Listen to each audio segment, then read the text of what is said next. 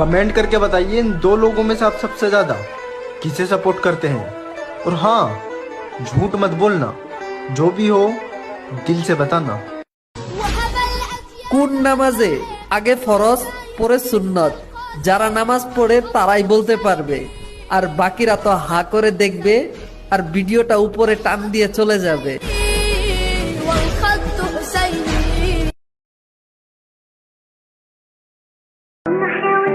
ফোনে চার্জ না থাকলে যেমন মোবাইল বন্ধ, ঠিক তেমনি নামাজ না পড়লে জান্নাতের দরজা বন্ধ।